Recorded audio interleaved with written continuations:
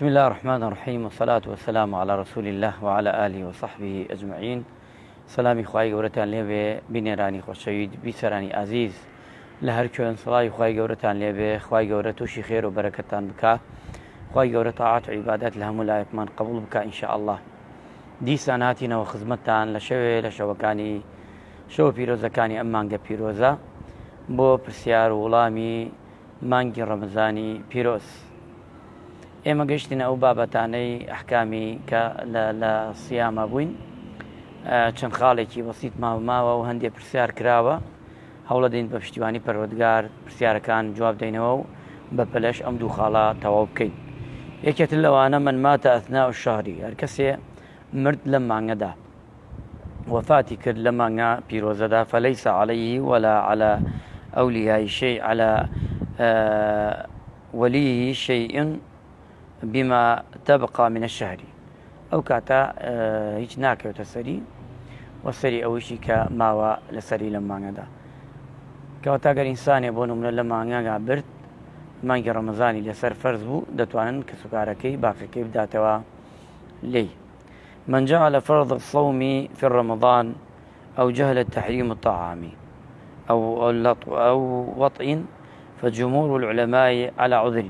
ئەفەرمێ بۆ نمونە خاڵێ لە خاڵەکانی تر ئەوەیە کەسێک کە نەزانێ بەوەی کە عیلمی هەبێ ئەم ڕۆژوە فەرزە یان نەزانێ خواردن ئەبێتە مای شکاندنی، چۆن ئەوەی وەک ئەتوانین بڵێن ئەوەیە کە پێغەمبەری خوا فەرمی عەلەیهی سڵات وسەلام کەسێک ئاوی خواردەوە یان نانی خواردەوە نەیزانی کە هابە ڕۆژوو، ئەوە ڕۆژەکەی ناشکێنێ بەڵکو بەردەوام ئەبێ لە ڕۆژەکەی هەتا تەواو بێ. ئەچینە سەر پرسیارەکان بە پشتیوانی پەروەردگار ئینشاءالله. پرسیارێکمان بۆ هاتووە، هەر کەسێکش پێشەوە بچمە بەر سەر پرسیارەکان، هەر کەسێ پرسیارەیە ئەتوانی ئێستا پرسیارەکەی بکاو ئینشاءالله ئێمەش بە گوێرەی توانە جوابی دەینەوە لەم پەخشە ڕاستە و خۆیان. پرسیارەکان یەکەمیان پیاوێک دەفەرمێت ئایا مامۆستا من ئەگەر درەنگ هاتمەخەوە هەتاکەی من نان بخۆم؟ ئینسان ئەگەر لە پارشەوە هاتەخەوە درەنگ بوو، ئینسان ئەتوانێ هەتا بانگ تەواو بەبێ نان بخوا. بۆ ئەو پیاوە شوتی ئایا کام بانگ؟ ئەو بانگەی لە گەڕەکی خۆمان یا ئەو بانگەی لە شارەکە؟ ئێمەش لە وەڵام داوتمان ئاخر بانگ کامەیە، لەسەر ئەو بانگە بچۆ ئەوە نانش بخۆ هەتا ئەو کاتە ئینشاءالله تۆ مەعذوری، چونکە درەنگ هاتیتە خەوە. بەڵام ئەگەر بێت و دوای بانگدان دانیشی نان خۆیت و سفرە بڕازێنیتەوە، ئەمە کەمێ شتی تایە، قسە و باسێکی زۆری تایە، ئێمە ناچنێ سەر و تەفاسیلە ئینشاءالله.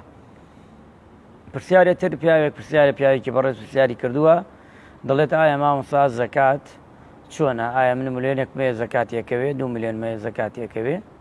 ئێمەش لە وەڵامدا دەڵێن لیژنەی فتوای باڵای هەرێمی کوردستان بڕیاری داوە ئەمساڵ بۆ معلومی جەنابتان 4 ملیۆن و نیمت هەبێ، ئەوە زەکاتت دەکەوێتە سەر، بەڵام بە مەرجێک ئەم 4 ملیۆن و نیمە ساڵێک چووە بەسەریا لە ماڵە خەوتووە پارەکەت، ئەمجا هەر ملیۆنێکش بۆ معلومی جەنابتان 25,000 ئەمە دانرێ. زۆر جار پرسیارێکی ترمان بۆ هاتوو ئەکرێ لەمان ئەڵێن ئایا فدیە چەنە؟ کەسێ نەتوانێت ڕۆژوو بگرێ، یان کەسێکمانەیە دایکێ دادایەکی بەڕێزمانەیە بەتەمەنە، یان بۆ نمونە هینێک پیاوێکی گەورەمان هەیە، ئەمە ئایا فدیەکەی ئەمە وتیانە لیژنە و فەرمویانە 3,000 بە پارە، بە خواردنش 2 کیلۆ و نیمە برنج ئەوەی کە دەیخوا. بۆ معلومی هەر بۆ معلومی جەنابتان شیکردنەوەی بابەتەکە ناچمە قوولایی بابەتەکە، خلافێکەیە لەسەر ئەوەی ئایا بە خواردن بدرێ ئایا بە پارە بدرێ. ئیمامی شافعی کۆمەڵێ لیان خوا لیان ڕازی بێ فەرمویان با قوت بێ ئەوەی کە دەیخۆی ئەوە بێ. هەندێک عولەمای بەڕێز و خوای گەورە لەوانش ڕازی بێ، ئەبوو حەنیفە و شێخ الئیسلام و هەروەها عومەر کوڕ عەبدولعەزیز و کۆمەڵێکی تر وتیانە ئەگە قیمەتەکەی باش بێ قیمەتەکەی بدەن، و حەدیثیان شەیە لەسەری، بەڵگەش هەیە لەسەری کە دراوە. کەواتە لەم زروف و کاتەی کە من و تۆ دەژین، کامەی سفادەی بۆ خەڵکە، کامەی سفادەیە بۆ ئەو کەسەی کە تو ئەڕۆ ئیدیتێ، هەر کامنی پێویستی زیاتر پێ بۆ ئەوی بدەرێ. ئەمە توانین ئاوا حکمێ بکەین لە بین هەردگیانە، ئیتر دەربچین لەو خلافە و چونکە ئێمە نابێت بێتە مای تەفریقا دوودڵی ئەمان ناشتانە نابێت چونکە هەمووی لە شەرعدا ڕێگای ئەبێتەوە جێگای قبوڵە.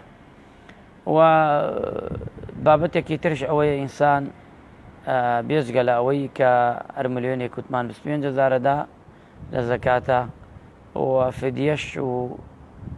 فدیەش وتمان 3,000 ئەوەی کە ڕۆژوو ناگرێت ڕۆژی مانکە ئەکات 90,000. ئەمجا بیدەینە کێ ڕەحمەتی خواتان لێبێ زەکاتەکانتان بدەنە کەسێ مستحق با دەسا و دەست نەکا ئیتر بەسێتی بڵێن ئایا من کچێکمەیەوی دەمێ کوڕێکمەیەوی دەمێ ئای مامەسا کوڕەکەم کچەکەم بیداتە من خۆی ئێمە پارە ناگۆڕینەوە. ئەمە زەکاتە ئەبێ بگێتە جێگای خۆی لەو ئاەتەی کە خوای پەروەردگارە فەرمێ ئینەمە الصەدەقات للفقراء والمساكين والعاملين عليها والمؤلفة قلوبهم وفي الرقاب والغارمين وفي سبيل الله وابن السبيل. ئەمە خوای گەورە دیاری کردو لە قورئانە. ئیتر من و تۆ ناتوانین بڵێن بەوە بەمە ئەگەر نەبێ لە شەرعدا ناتوانین ئێمە جێ بکەینەوە. فەرموو. سامان جەماڵ مامۆستا پارەی زەکات بدرێت بە خواردن بۆ ڕۆژوان ئاساییە؟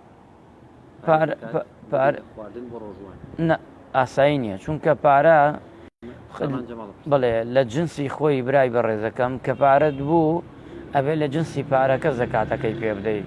ئەگە خواردنت بوو ئەبێ لە جنسی خواردنەکە بیدەی.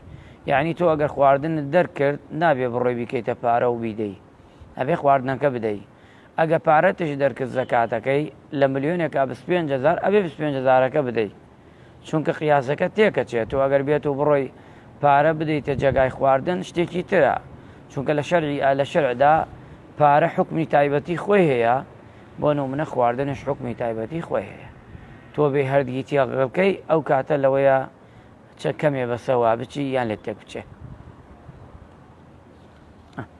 ئەمە کۆمەڵێ پرسیار کرا لەم بابەتانەی کە تایەتی. پرسیارێترش هاتووە ئایا مامۆستا زەکات چی کات دەرکەین؟ زەکات لەم مانگەدا ئەتوانی لە تەحدید نەکراوە ئایا لە 15 ئەخیرە ئایا لە دایی ئەوە 15 یەکەمدا گرنگەوەی لە مانگی ڕەمەزان بێ و پاشەوەشکەوە عادەتەن وایە لە 15 مانگەوە درێ ئەمش تەبیعیە بۆ ئەوەی خەڵکی ئیسفادەی تیا بکە. و پرسیارێکی تر هاتووە دەربارەی سەرفترە حەز ناکەم زۆر چمە سەری ئەو کاتی خۆی دێ لەوێ کاتەکەی زوو بێ سەرفترەش ئەوەیە هەر ئەوەیە یان خواردنیان پارەیە بەڵام کەی بدرێ هەندێک عولەما فەرموویانە ڕۆژە 2 ڕۆژ پێشەوە بدرێ و هەندێک عولەماش فەرموویانە کەچی پێشی نوێژی جەژن بدرێ ئەگە خواردن بوو. بەڵام ئەگەر پارە بوو باشتر وایە ڕۆژە 2 ڕۆژ بەلەوەی بیدەیتێ و ئەگەر پارەش بوو یان خواردنش بۆ هەروە باشە چونکە ئەو پیاوە ئەو ئافرەتە ئەو ماڵە بۆی بزانێت کە تۆ برنجی بۆ ئەوی بۆی برنج نەکڕێ بۆی بزانێت تۆ پارەی بۆ ئەوەی بڕاشتێ بکڕێ بۆ مناڵەکانی کە زەمان بێ پارەی بەدەست تۆ بێ بڕاشتێ بکڕێ بەڵام بەیانی پێشی جەژن بە سەعاتێ ئەو چی لێ بکە. ئەمە ئەبێ ئینسان کەمێ تەحلیل بکە بۆ ئیشەکانی تایدایە. هەرکێ پرسیارێکیان لە خزمەتە ئەمە کۆمەڵە پرسیارە بوو لە خزمەتانای جوابی دەدەینەوە بە پشتیوانی پەروەردگارش. پرسیارەکانی ترش ئەتوانن ئاراستەمان بکەن بەڵام بۆ دەرزەکەی تر ئینشاءڵڵا ئەتوانین جوابتان دەینەوە. ئێمە تا ئەسبەشەوە ئەی کاتە چاوەڕانی پرسیارەکانی جەنابتانەکەین. هەر کەسێ پرسیارە نێرێ بابینێرە بۆ پەیجەکەمان پەیجی مزگەوتی حاجی مەدحەت دەتوانین بە گوێرەی توانە ئینشاءڵڵا پرسیارەکە جواب دەدەینەوە ئینشاءڵڵا. وآخر دعوانا